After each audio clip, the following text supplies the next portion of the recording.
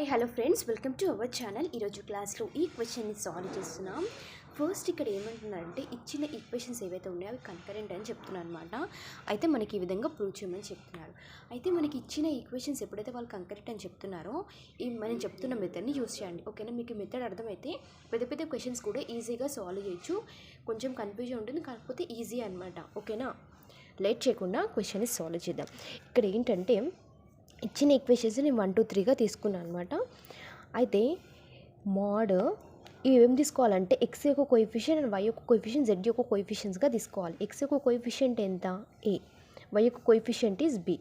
Z యొక్క constant term is c. Next same b c ఏ.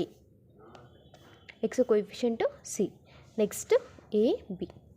ఇప్పుడు దీన్ని ఎలా సాల్వ్ చేయాలంటే ఫస్ట్ ఏ బీసీని మనం బేస్గా తీసుకుంటాం. అంటే ఏని ఏని తీసుకుందాం. ఏ ఇంటూ ఇక్కడ రో కాలం క్యాన్సిల్ అయితే మనకి ఏం మిగులుతుంది? ఈ రో ఈజ్ కాలం. మిగిలిన టర్మ్స్ ఏంటి? Cb minus a square. Next b minus b into మళ్ళీ కాలం రో. మిగిలిన టర్మ్స్ ఏంటి? ఈ కాలం క్యాన్సిల్ అయితే మిగిలిన టర్మ్స్ ఇవి b square minus c a plus c into ఈ టర్మ్ సి. ఇప్పుడు ఇది రో కాలం క్యాన్సిల్ అయితే మనకి ఏం మిగులుతుంది అప్పుడు? ఇవి అనమాట. అంటే బిఏ మైనస్ సి స్క్వేర్. ఓకేనా? ఇప్పుడు నేను ఏని మల్టిప్లికేషన్ చేస్తున్నాను అనమాట. ఏ లోపలికి మల్టిప్లికేషన్ చేస్తే abc minus a cube minus b cube minus bac minus into minus plus సిబిసి plus into minus c cube is equals to 0.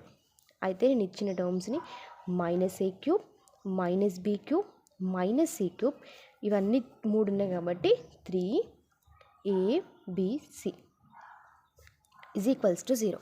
నేను మైనస్ని ఉంది కాబట్టి మైనస్ మల్టిప్లికేషన్ నాకు ఏమొస్తుంది అప్పుడు?